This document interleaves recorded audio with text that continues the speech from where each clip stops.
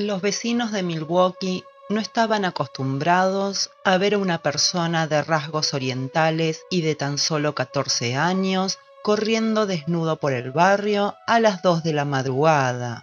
Pero cuando vieron a Conerak, llamaron inmediatamente al 911.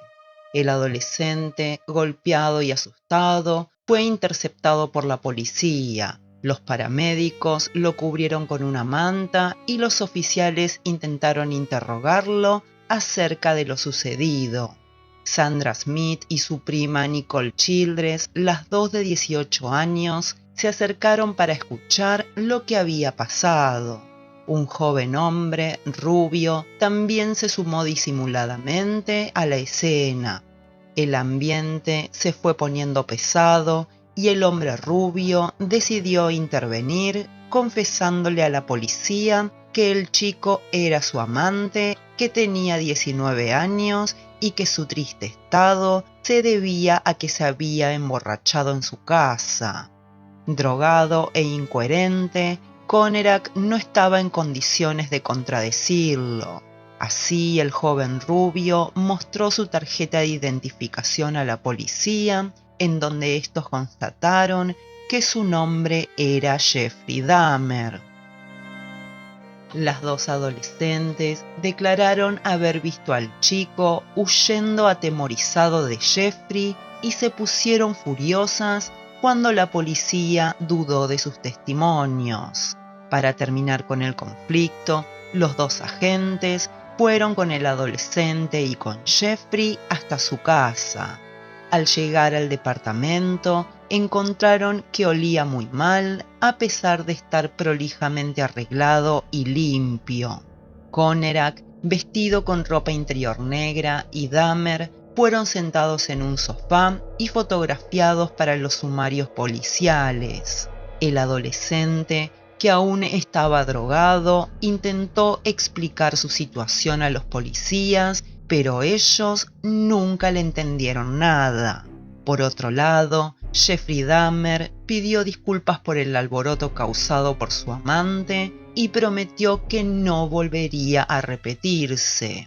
Ante esto, los agentes le creyeron, aunque posteriormente se darían cuenta de cuán equivocados estaban.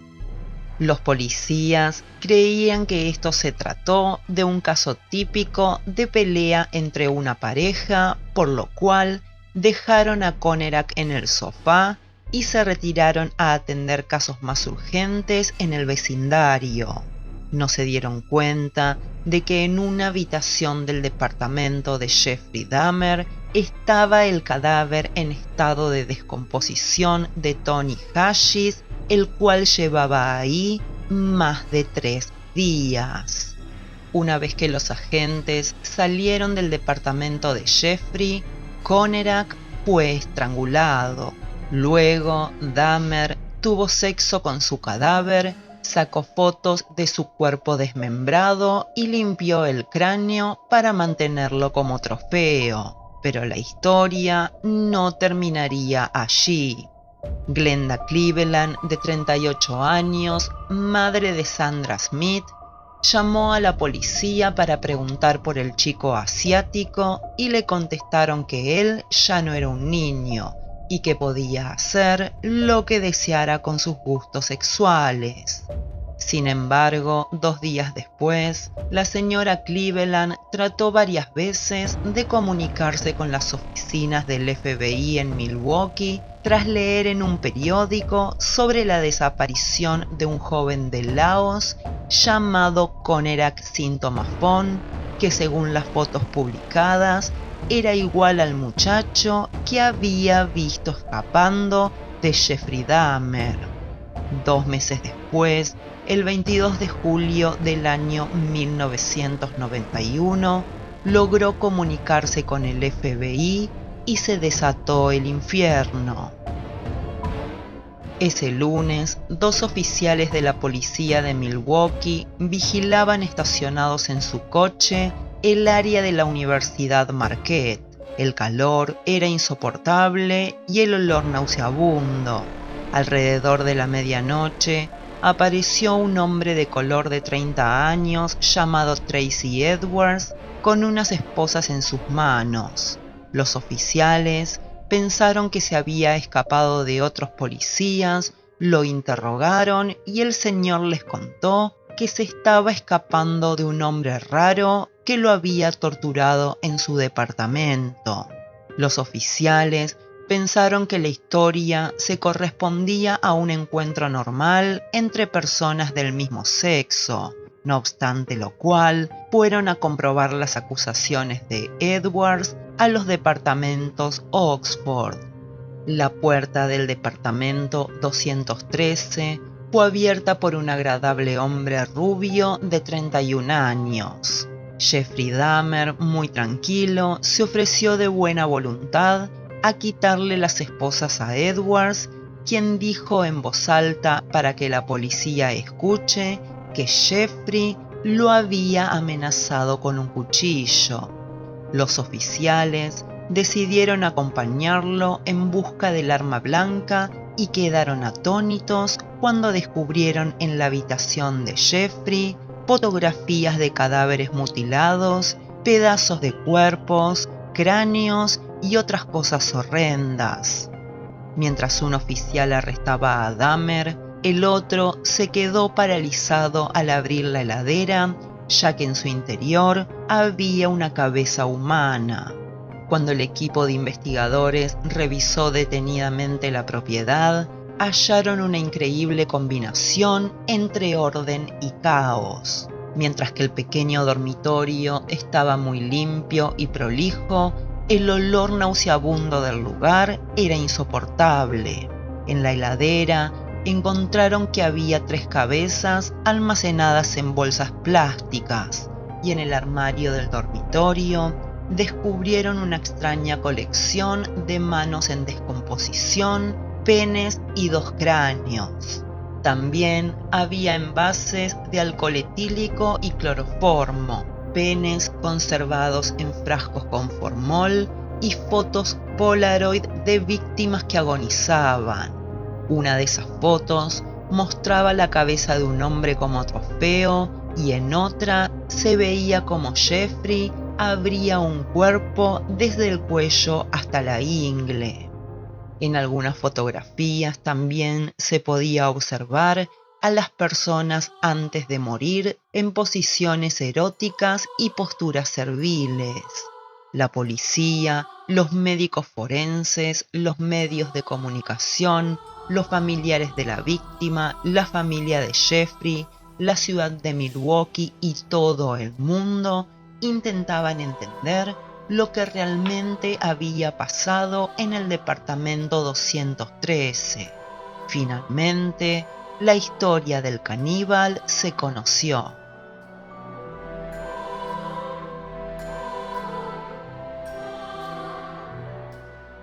Jeffrey Dahmer nació el 21 de mayo de 1960 y sus padres, Lionel y Joyce Dahmer, le dieron todos los gustos durante su infancia. A diferencia de la mayoría de los asesinos en serie, tuvo una infancia muy feliz en la cual creció sin problemas, rodeado de cariño y hasta tuvo un perro llamado Frisky, que fue su mascota preferida. Cuando Jeffrey cumplió 4 años, la familia se mudó a Iowa para que su padre pudiera estudiar una especialización en la universidad estatal. Un día, mientras barría el sótano de su casa, Lionel encontró restos de animales pequeños degollados. Luego, se enteraría de que a Jeffrey le gustaba el sonido que producían los huesos de estos animales cuando los trituraba con sus propias manos. Sin embargo, y ante este descubrimiento, la familia pensó que estos actos eran transitorios y no hicieron nada por impedírselos. A los 6 años le diagnosticaron a Jeffrey una doble hernia y tuvo que ser operado para corregir el inconveniente. Desde entonces, la familia dijo que nunca volvió a recuperar su alegría. Se volvió más vulnerable, introvertido, se pasaba largos periodos de tiempo sentado solo, apenas hablaba y su rostro no mostraba ninguna expresión. En 1966, mientras Joyce esperaba a su segundo hijo David, Lionel se graduó en su especialización y consiguió trabajo como investigador químico en Akron. Ese mismo año, Jeff inició sus estudios de primer año y un miedo empezó a crecer dentro de él. Un miedo que fue agrandándose por su falta de confianza en sí mismo. Sin embargo, su padre, Lionel, pensó que todas estas alteraciones emocionales en su primer hijo se debían al cambio de ciudad. En abril del año 1967, la familia compró una nueva casa. Ante esto, Jeff pareció alegrarse y se hizo amigo de un niño mayor llamado Lee, que sentía un gran aprecio por uno de sus profesores. Jeffrey, celoso, tomó una olla llena de renacuajos y las arrojó en aceite de motor. Luego los puso en la puerta de la casa de su mejor amigo para que éste viera la agonía de esos animales. Con el tiempo, Jeffrey se fue volviendo cada vez más inflexible y rígido. Cuando se le acercaban personas extrañas, se ponía de muy mal humor y se pasaba horas en su cuarto prendiendo y apagando la tele. Su padre solía encontrarlo fuera de la casa, hurgando entre las bolsas de basura, buscando restos de animales para su nuevo hobby, que era un cementerio privado. Mientras buscaban la basura, Jeffrey sacaba con las manos carnes putrefactas de los cuerpos y camino a casa trituraba los huesos. Al llegar, colocaba los restos en un coche y hacía que su perro Frisky lo arrastrara. A los 14 años, Jeffrey empezó a tener fantasías sexuales con cadáveres y asesinato. Aunque en la escuela participaba de ciertas actividades como jugar tenis o formar parte del periódico del colegio, sus compañeros preferían alejarse de él porque siempre llevaba bebidas alcohólicas para tomar en clase y los invitaba a casa de sus padres a tener sesiones de espiritismo. Tras su graduación, en junio de 1979, Jeffrey estaba listo y eligió a su primera víctima. El hombre se llamaba Stephen Hicks y cuando se cruzó en su camino, estaba haciendo autostop en la ruta. Jeffrey lo golpeó, lo degolló con una navaja y luego tuvo relaciones sexuales con su cadáver. Posteriormente, y como necesitaba hacer desaparecer el cuerpo, lo cortó en pedazos pequeños, lo empacó en bolsas de basura y enterró todo detrás de su propia casa. Lionel y Joyce, los padres de Jeffrey, se divorciaron cuando él cumplió 18 años y meses después, Lionel se volvió a casar. Así fue como el problema que Jeffrey tenía con el alcoholismo comenzó a agravarse.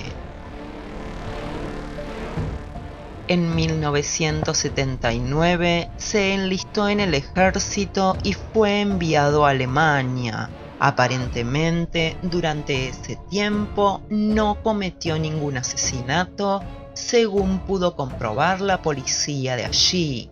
Aunque después de 2 años en la fuerza, Jeffrey fue dado de baja por alcohólico y regresó a vivir a Ohio para posteriormente mudarse a Florida.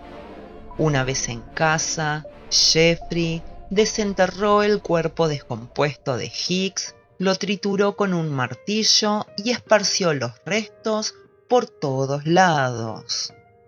En octubre de 1981, Jeffrey fue arrestado por encontrarse en estado de ebriedad y su padre decidió que lo mejor era que fuera a vivir con su abuela en West Allis, Wisconsin.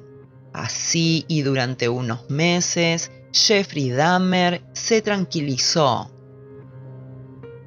En septiembre de 1986 fue arrestado nuevamente por masturbarse delante de un grupo de jóvenes y fue puesto en libertad posteriormente bajo vigilancia. Un año después, degolló en un hotel a su segunda víctima, Stephen Toomey, un hombre que se dedicaba a frecuentar bares. Tras asesinarlo, Jeffrey llevó el cuerpo en una maleta grande a la bodega de su abuela.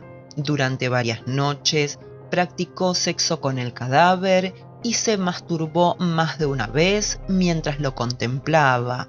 Luego, lo desmembró en pedazos pequeños y lo tiró a la basura. 2 meses después, eligió a su tercera víctima, un chico de 14 años llamado Jamie Dockstader, que también frecuentaba los bares de la ciudad.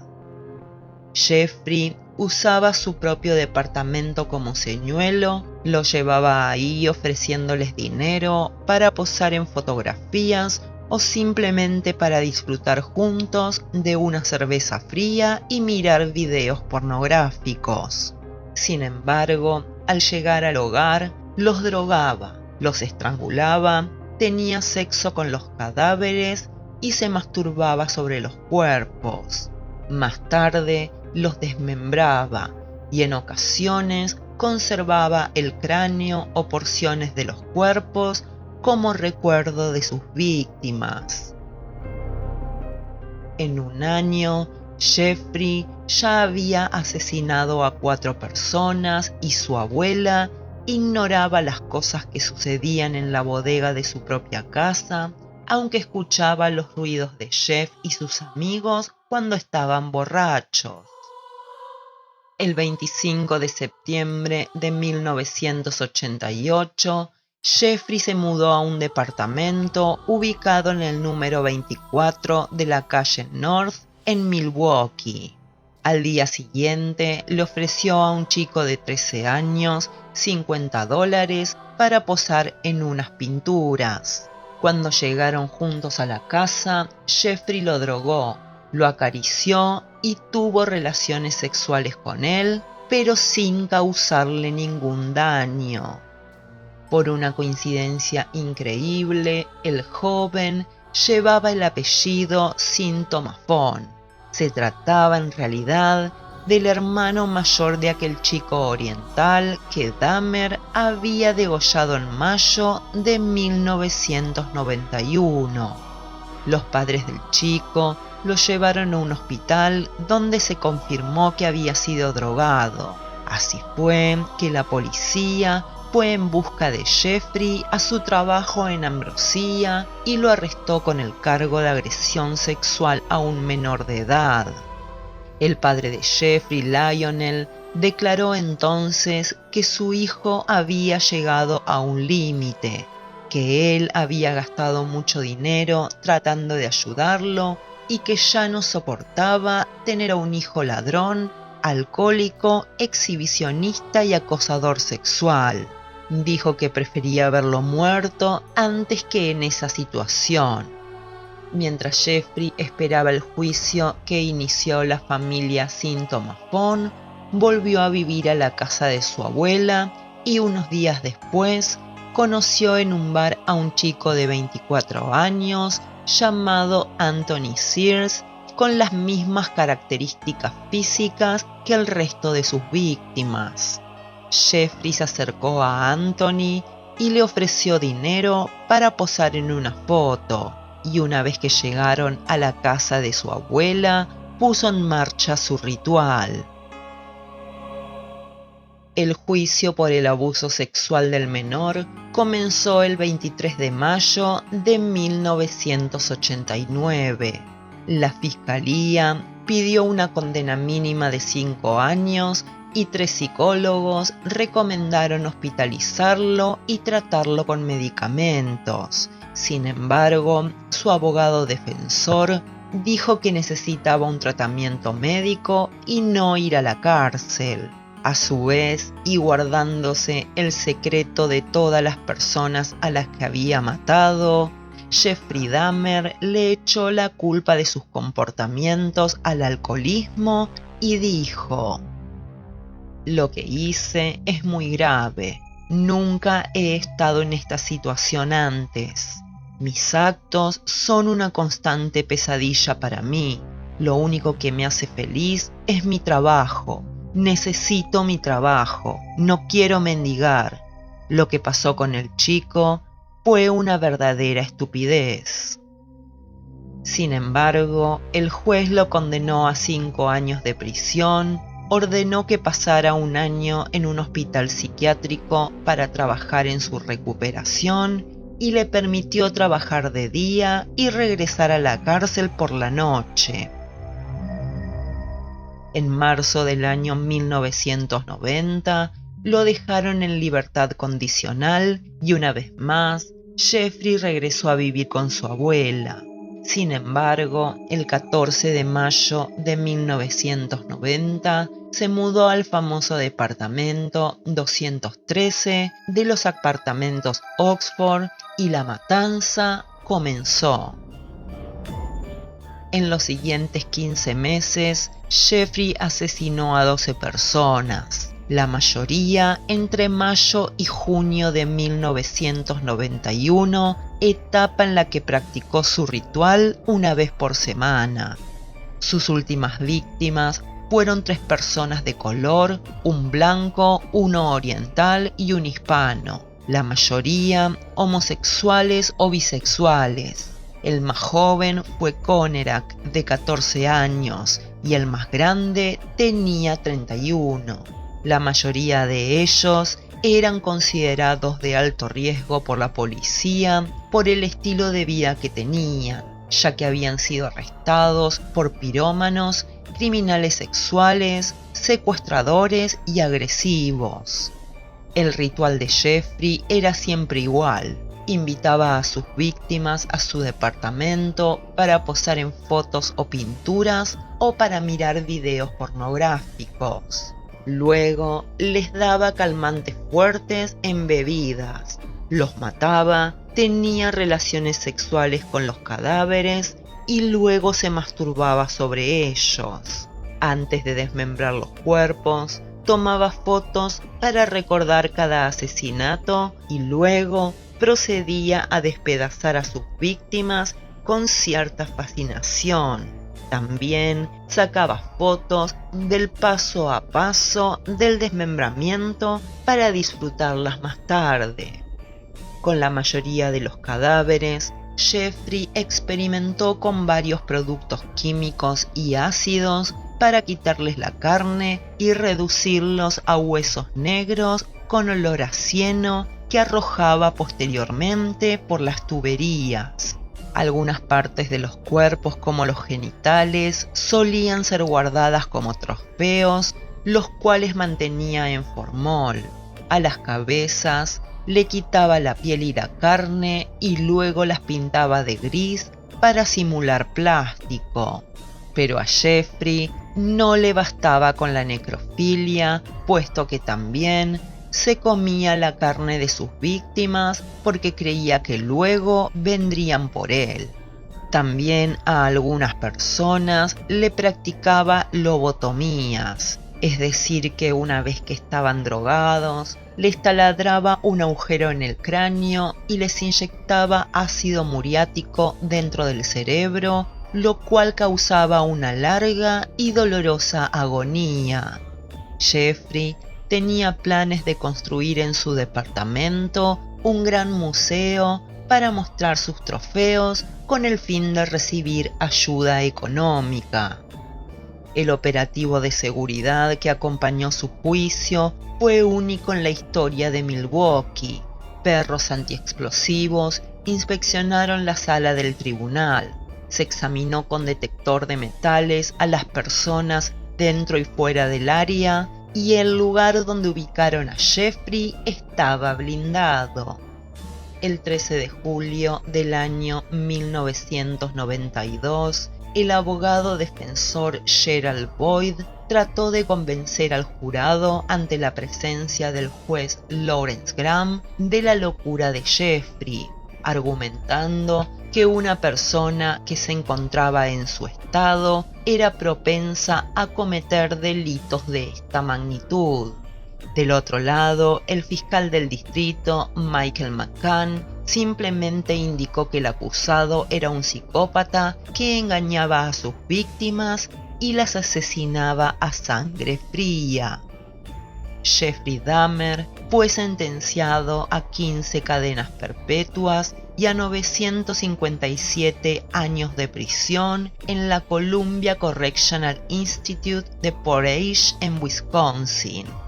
Por su seguridad, en un principio, se lo apartó de la población general de presos, pero Dahmer, el prisionero modelo, convenció a las autoridades de la penitenciaría para que lo dejaran convivir con los demás reclusos. Por alguna razón increíble, lo reunieron en una celda con Jesse Anderson, un hombre blanco que había asesinado a su esposa, y con Christopher Scarver, un hombre de color esquizofrénico acusado de asesinato en primer grado. El cóctel fue explosivo y a primera hora del 28 de noviembre de 1994, los guardias encontraron en la celda la cabeza de Jeffrey Dahmer destrozada y a su lado el cuerpo moribundo de Anderson. Así, Jeffrey Dahmer fue declarado clínicamente muerto el 28 de noviembre de 1994 a las 9:10 de la mañana.